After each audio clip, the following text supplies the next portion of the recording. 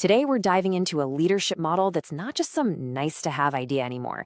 It's actually a proven competitive advantage. It's called servant leadership. And with everyone demanding more purpose and real support from their jobs, the data is clear. This approach isn't just effective, it's becoming absolutely essential. So let me just start by asking you a question. Think about how you lead, or maybe the way you're being led right now.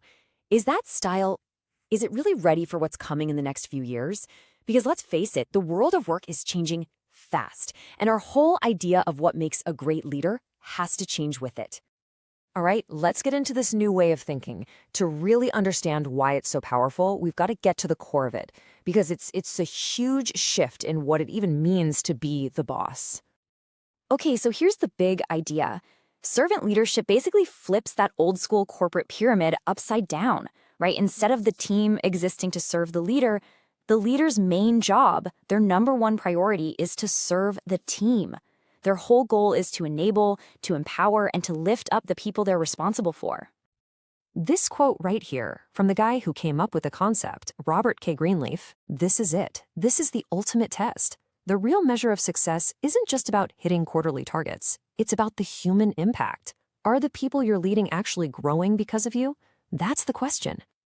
To really get this, let's put it head-to-head with the model most of us grew up with.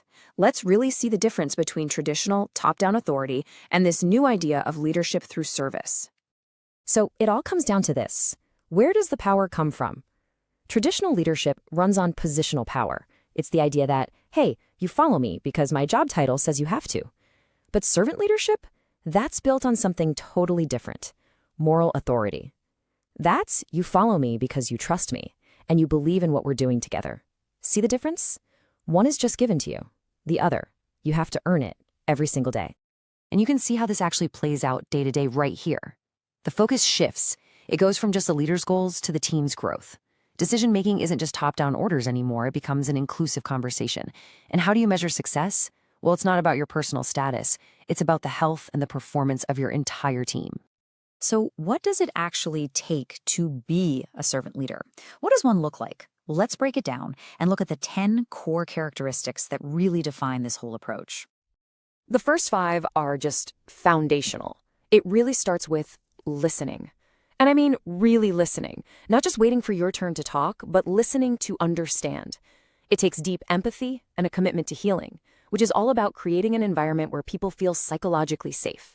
It's driven by awareness of yourself and of others, and the skill of persuasion, not just commanding people to do things. The next 5 traits are about looking forward and looking outward. You've got conceptualization, the ability to see the big picture, foresight, to kind of see around corners.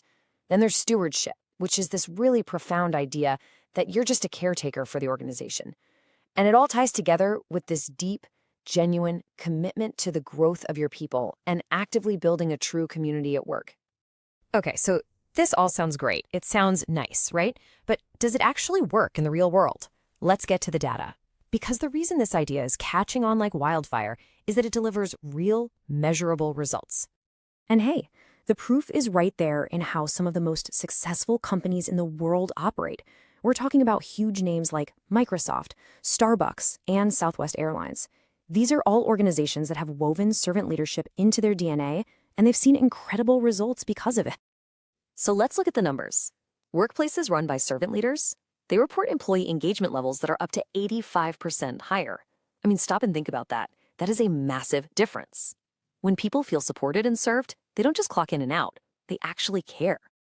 And you know what engaged employees do? They stick around. These companies see up to 50% lower turnover. In a world where everyone's talking about the great resignation and fighting for top talent, keeping your best people isn't just a perk, it's a critical strategic advantage. And what about innovation? The lifeblood of any company? Well, teams led by servant leaders are 67% more likely to innovate. And the reason is simple. It's psychological safety. When people feel safe enough to share a crazy idea or take a risk without fear of being shut down, that's where the breakthroughs happen. Okay, so we've seen the why. You're probably thinking, all right, I'm in. How do I actually do this? So let's talk about the how. Here are a few really practical things you can do to start leading without just giving commands. You can seriously start doing this tomorrow. 3 simple changes. First, stop telling, start asking. A simple question like, "How can I help you?" or "What do you need?" can change the entire dynamic. Second, see your main job as a barrier remover. Your team is trying to get things done. Your job is to clear the path for them. And third, when things go great, push the praise and the credit to the team. When things go wrong, the buck stops with you. And I really want to leave you with this idea because it's a huge misconception. People sometimes hear servant and think it means being weak or a pushover. It is the absolute opposite. It takes toughness to set high standards, it takes courage to take all the responsibility, and it takes incredible humility to put others first. It takes real strength to serve. So as we wrap this up, I'm going to leave you with that same question from the beginning, but maybe it hits a little differently now. Thinking about that test from Robert Greenleaf, are the people around you, the people you lead, are they actually growing because of you? If you were totally honest, how would you measure up?